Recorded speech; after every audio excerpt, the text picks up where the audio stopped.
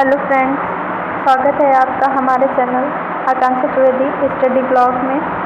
तो आइए स्टार्ट करते हैं चैप्टर 3 वैदिक काल। ठीक है,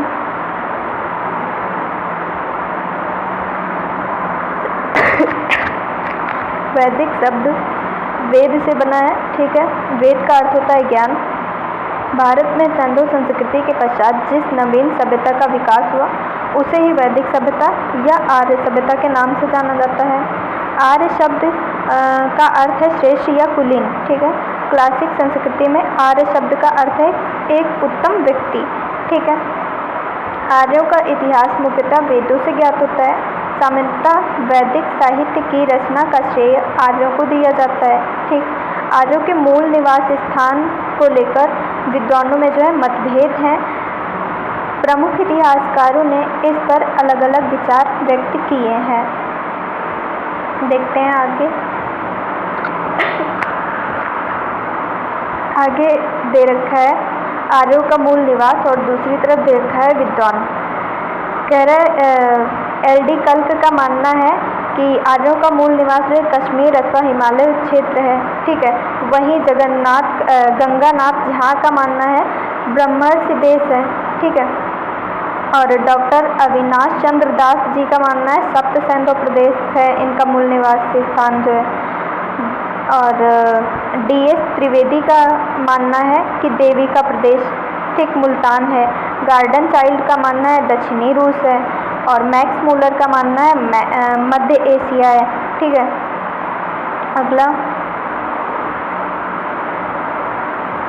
पंडित बाल गंगाधर तिलक का मानना है कि उत्तरी ध्रुव। और तिब्बत को जो है ये स्वामी दयानंद सरस्वती जी का मानना है कि ये तिब्बत के निवास स्थान है इनका मेन। ठीक है, और हर्ट एवं पेनका का मानना है कि ये जर्मनी के हैं। गाइस का मानना है डेन्यूब नदी की घाटी का है। ठीक है, आगे देखते हैं।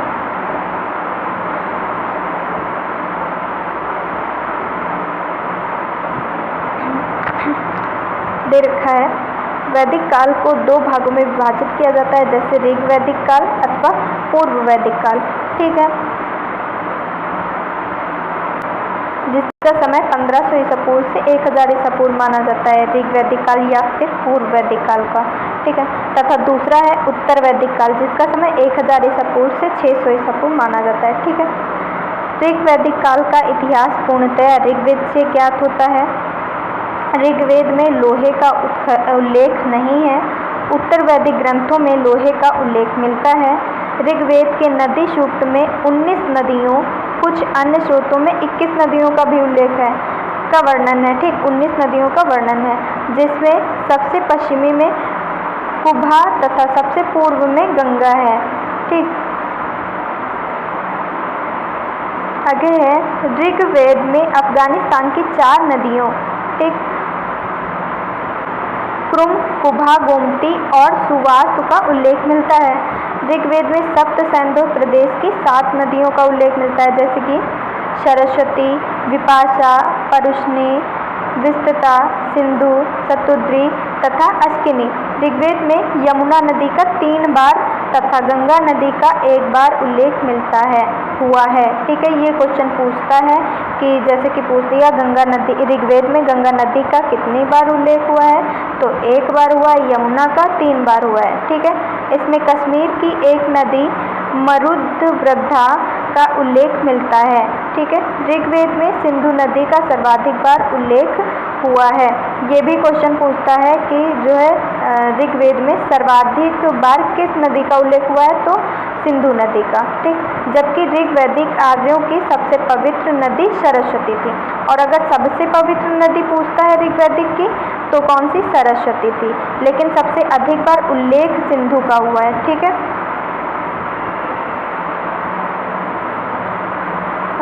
सबसे पवित्र नदी सरस्वती थी जिसे मातेतमा, देवीतमा एवं नदीतमा कहा गया। ठीक है, सिंधु नदी को उसके आर्थिक महत्व के कारण हिरण्यायी कहा गया है। प्राचीन संस्कृत ग्रंथों में सिंधु नदी के गिरने की जगह सिंधु सागर अर्थात अरब सागर बताई गई है। गंगा यमुना के दोआब एवं उसके समीपवर्ती क्षेत्रों को आर्यों ने ब्रह्मर्षि देश कहा है। ठीक है, आर्यों ने हिमालय और विंध्याचल पर्वत के बीच का नाम मध्य देश रखा है। हिमालय और विंध्याचल के बीच का जो स्थान है उसका क्या मध्य देश नाम रखा है। ठीक, कालांतर में आर्यों ने संपूर्ण उत्तर भारत में अपना विस्तार कर लिया, जिसे आर्यावर्त कहा जाता है। ठीक है, 1400 ईसा पूर्व के बोगसकोई के अभिलेख में ऋग्वैदिक काल के देवताओं का उल्लेख मिलता है। ऋग्वैदिक काल के देवताओं का उल्लेख किसमें मिलता है? तो जो है बोगसकोई के अभिलेख में। ठीक है, ऋग्वैदिक की नदियाँ एक साइड दी हुई हैं प्राचीन नाम नदियों का, दूसरी तरफ आधुनिक, मतलब पहले क्या कहा जाता था और अब क्या कहा जाता है। तो पहले आस्किनी कहा जाता था जिस नदी को, उसे अब चिनाब कहा जाता है। पहले विपाशा जिसे कहा जाता था, अब जो है ब्यास कहा जाता है। परुशनी को रावी, विस्तृता को झेलम, कुभा को काबुल, क्रुम को कुर्रम, गोमती को गोमल। ठीक है, और सुवास्तु को स्वास्थ्य, सदानीरा को गंडक, सुतद्री को सतलज, दृशद्वती को घग्गर। तो ये नदियों के नाम भी पूछ देता है, मतलब पहले क्या कहते थे और अब क्या कहते हैं। तो इसको जो है आप लोग एक बार और रीड कर लीजिएगा, अच्छे से ये याद कर लीजिएगा। आगे कह रहा है वैदिक साहित्य को श्रुति भी कहा जाता है। ठीक है, श्रुति का शाब्दिक अर्थ है सुना हुआ। श्रुति का जो है अर्थ होता है सुना हुआ। भारतीय साहित्य में वेद सर्वाधिक प्राचीन है। वेद 4 हैं, कौन कौन से? ऋग्वेद, सामवेद, यजुर्वेद तथा अथर्ववेद। ऋग्वेद, यजुर्वेद तथा सामवेद को वेदत्रयी या त्रयी कहा गया है। ये क्वेश्चन भी पूछता है। तो किसको? ऋग्वेद, यजुर्वेद तथा सामवेद को वेदत्रयी या त्रयी कहा गया है। ठीक है, वेद के 4 भाग होते हैं, संहिता, ब्राह्मण ग्रंथ, आरण्यक और उपनिषद। ठीक है, ऋग्वेद में कुल 10 मंडल और 1028 सूक्त। ठीक है, और 10,552 ऋचाएँ हैं। ऋग्वेद में जो है कुल मंडल जो है आपके 10 हैं और सूक्त 1028 हैं और ऋचाएँ जो है 10,552 हैं।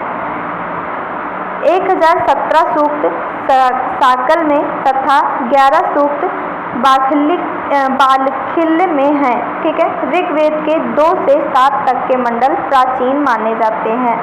2 से लेकर 7 तक के जो मंडल हैं ऋग्वेद में वो प्राचीन माने जाते हैं। ऋग्वेद के मंडल एवं उसके रचयिता। ठीक है, यह है मंडल रचयिता। प्रथम मंडल के रचयिता कौन है? मधुच्छमदा मेधातिथि।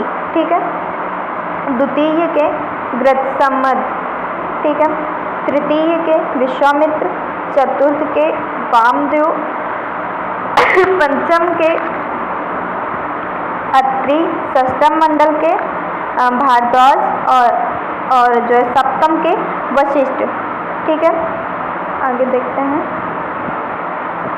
अष्टम के कर्म एवं आंगिरस, नवम मंडल के आंगिरस और अन्य ऋषि। ठीक है, दशम मंडल के विमदा, इंद्रा, शची और अन्य। ठीक है, आगे देख लेते हैं।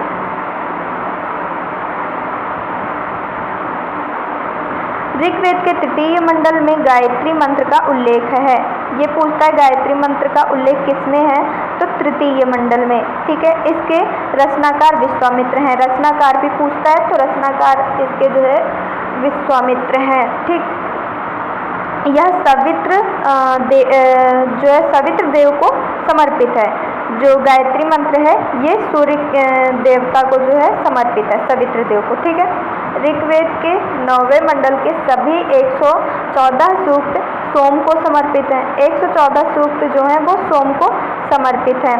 प्रारंभ में हम 3 वर्णों का उल्लेख पाते हैं, ब्राह्मण, क्षत्रिय तथा वैश्य। शूद्र वर्ण का उल्लेख सर्वप्रथम ऋग्वेद के 10वें मंडल के पुरुषसूक्त में हुआ है। तो ये क्वेश्चन पूछता है कि शूद्र का वर्णन जो है ऋग्वेद में कौन से मंडल में हुआ है? तो 10वें मंडल के पुरुषसूक्त में। ठीक है, ऋग्वेद के मंत्रों का उच्चारण करके यज्ञ संपन्न कराने वाले पुरोहित को होता कहा जाता है। जो ऋग्वेद के मंत्रों का उच्चारण करके जो है यज्ञ पूजा पाठ में संपन्न करवाते हैं उनको जो है उन पुरोहितों को जो है होता कहा जाता है। ठीक है। ऐतरेय तथा कौशितकी ऋग्वेद के 2 ब्राह्मण थे। ठीक। ऐतरेय ब्राह्मण में शुनह से आख्यान का वर्णन मिलता है। ठीक है। आगे यजुर्वेद में स्तोत्र एवं कर्मकांड वर्णित हैं। यह वेद गद्य एवं पद्य दोनों में है। ठीक है। पूछता है कि जो है कौन से वेद में गद्य एवं पद्य दोनों का प्रयोग है, तो किसमें? यजुर्वेद में। ठीक है। यजुर्वेद के कर्मकांडों को संपन्न कराने वाले पुरोहित को अध्वर्यु कहा जाता है।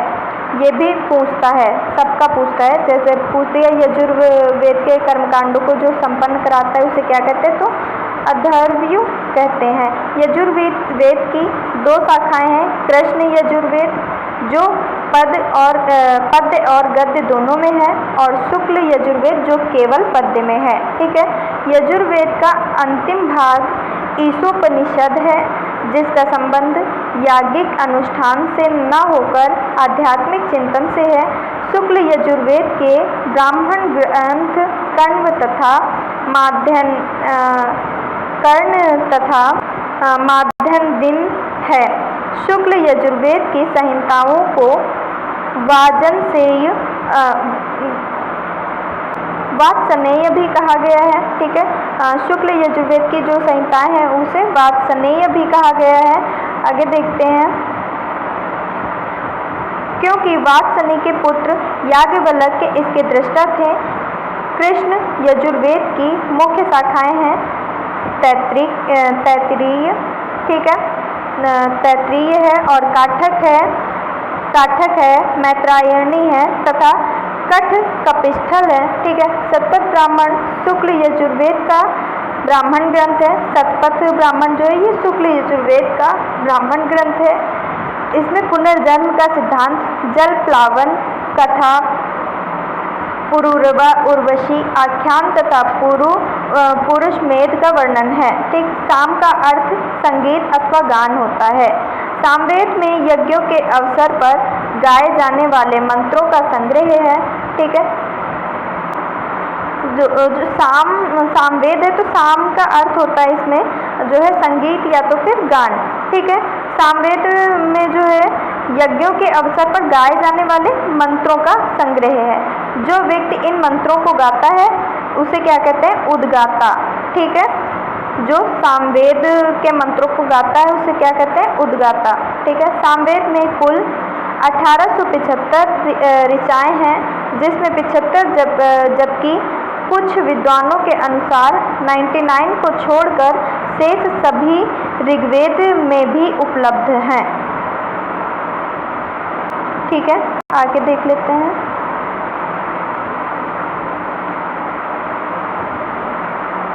लिखा है सामवेद की प्रमुख ब्राह्मण ग्रंथ हैं कौथुम, रामायणीय एवं जैमिनीय आदि। अथर्ववेद में 20 कांड, 730 सूक्त तथा 5987 मंत्र हैं। इसमें 1200 मंत्र ऋग्वेद के हैं। ठीक है। अथर्ववेद के मंत्रों का उच्चारण करने वाले पुरोहित को ब्रह्मा कहा जाता है। अथर्ववेद का जो मंत्रों के उच्चारण जो करता है उसे क्या कहते हैं? ब्रह्मा कहते हैं।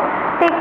अथर्ववेद में मगध तथा अंग दोनों को दूरस्थ प्रदेश कहा गया है। इसमें सभा और समिति को प्रजापति की 2 पुत्रियां कहा गया है। ये भी पूछा जाता है। ठीक है। आगे इसमें सामान्य मनुष्य के विचारों, विश्वासों तथा अंधविश्वासों का विवरण मिलता है। अथर्ववेद की 2 शाखाएं उपलब्ध हैं। पहली पिप्पलाद तथा शौनक। याज्ञवल्क्य के गार्गी के प्रसिद्ध संवाद का उल्लेख बृहदारण्यक उपनिषद में है। कठोपनिषद में यम और नचिकेता का संवाद उल्लेखित है। कठोपनिषद कृष्ण यजुर्वेद का उपनिषद है। सत्यमेव जयते शब्द मुंडकोपनिषद से लिया गया है। ये क्वेश्चन पूछता है सत्यमेव जयते कहाँ से लिया गया है, तो मुंडकोपनिषद से लिया गया है। ठीक है। अथर्ववेद का एकमात्र ब्राह्मण गोपथ ब्राह्मण है। ठीक है। इसका कोई आरण्यक नहीं है।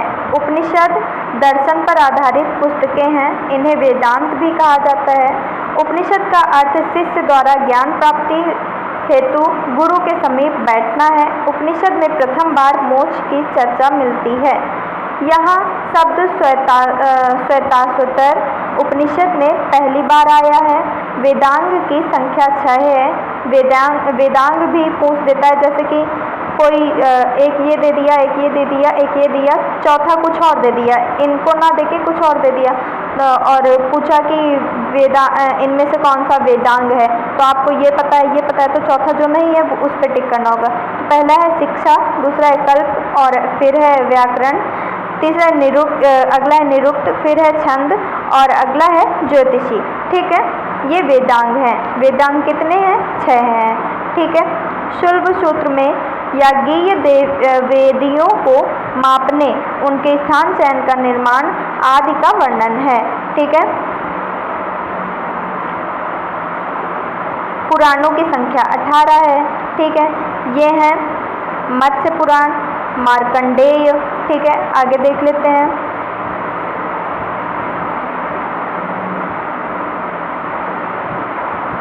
तीसरा दे रखा है भविष्य, भागवत, ब्राह्मण, ब्रह्मवैवर्त,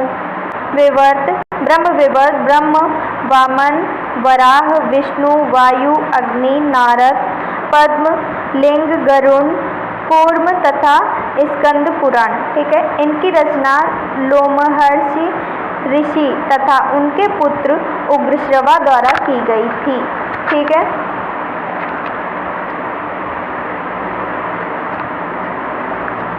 इनमें भविष्य काल शैली में कलयुग के राजाओं का विवरण मिलता है। हिंदू पौराणिक कथा के अनुसार समुद्र मंथन हेतु मथानी के रूप में मंदराचल पर्वत तथा रस्सी के रूप में सर्पों के राजा वासुकी का प्रयोग किया गया था। इसमें विष्णु ने कूर्मावतार धारण कर मंदराचल पर्वत को अपने ऊपर रखा था। अनु, द्रुह, पुरु, यदु तथा तुर्वश को पंचजन कहा गया है। ठीक है। जन के अधिपति को राजा कहा जाता था। कुलप परिवार का स्वामी पिता अथवा बड़ा भाई होता था। ठीक है। ग्राम का मुखिया ग्रामीण तथा विष का प्रमुख विषपति, ग्राम का मुखिया ग्रामीण, विष का प्रमुख विषपति होता था। ठीक है, कहलाता था। ठीक है। दसरा के युद्ध का उल्लेख ऋग्वेद के 7वें मंडल में मिलता है। ये भी पूछता है, दसरा के युद्ध पूछता है तो किस में मिलता है? ऋग्वेद के 7वें मंडल में। इस युद्ध में प्रत्येक पक्ष में आर्य एवं अनार्य थे। ठीक। यह युद्ध परुशनी नदी के तट पर लड़ा गया। यह भी पूछता है यह युद्ध जो है किस नदी के तट पर लड़ा गया? तो परुशनी। आधुनिक मतलब आज के समय में इसे रावी नदी बोला जाता है। ठीक है। दसरा के युद्ध दसरा के जो है भारतों के राजा सुदास तथा 10 राजाओं के संघ के मध्य हुआ था। ठीक है।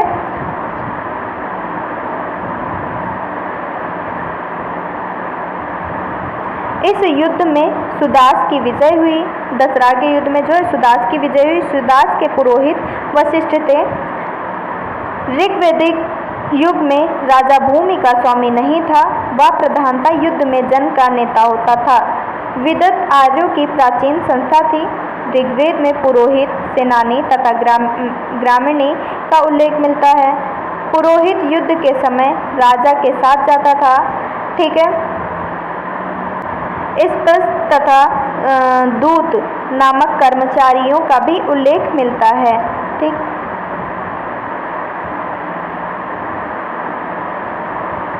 ऋग्वेद समाज की सबसे छोटी इकाई परिवार या कुल होती थी। ठीक है, ऋग्वेद में समाज की सबसे छोटी इकाई परिवार या कुल। ऋग्वेद समाज पितृसत्तात्मक समाज था। ये भी पूछा जाता है कैसा समाज था, पितृसत्तात्मक था। वरुण सूक्त के सुना सेब आख्यान से ज्ञात होता है कि पिता अपनी संतान को बेच सकता था। ठीक है, ऋग्वैदिक कालीन समाज प्रारंभ में वर्ग विभेद से रहित था। ठीक, ऋग्वेद में वर्ण शब्द रंग के अर्थ में तथा कहीं कहीं व्यवसाय चयन के अर्थ में प्रयुक्त हुआ है। ऋग्वेद में जो वर्ण शब्द का जो है कहीं कहीं पे व्यवसाय के रूप में, नहीं तो जो है इसका रंग के रूप में जो है इसका अर्थ प्रयुक्त हुआ है। ऋग्वेद के 10वें मंडल के पुरुषोक्त में सर्वप्रथम शूद्र का वर्णन हुआ है। अभी हम ऊपर भी पढ़ चुके हैं। ठीक है, इसमें विराट पुरुष के विभिन्न अंगों से चारों वर्णों की उत्पत्ति बताई गई है। ठीक है, विराट पुरुष के मुख से ब्राह्मण, ठीक, और भुजाओं से राजन्य मतलब क्षत्रिय। ठीक है, उरु मतलब जंघा भाग से वैश्य तथा पैरों से शूद्र उत्पन्न हुए हैं, ऐसा कहा गया है। ठीक है, गोत्र शब्द का सर्वप्रथम उल्लेख ऋग्वेद में हुआ था। गोत्र का उल्लेख ऋग्वेद में सबसे पहले हुआ। गोत्र शब्द का मूल अर्थ है गोष्ठ अथवा वह स्थान जहाँ समूचे कुल का गोधन पाला जाता था। आगे देखते हैं, थोड़ा जल्दी पढ़ते हैं ताकि चैप्टर जल्दी खत्म हो। परंतु बाद में इसका अर्थ एक ही मूल पुरुष से उत्पन्न लोगों का समुदाय हो गया। गोत्र प्रथा की स्थापना उत्तर वैदिक काल में हुई थी। आर्यों द्वारा अनार्यों को दिए गए विभिन्न नाम हैं, जैसे अब्रहम, ठीक है, और अयजन, ठीक है, अनाशा, और दे रखा है अदेवयु, अगला दे रखा है अव्रत, ठीक है, और लास्ट दे रखा है मृदवाक। ठीक, आगे देख लेते हैं।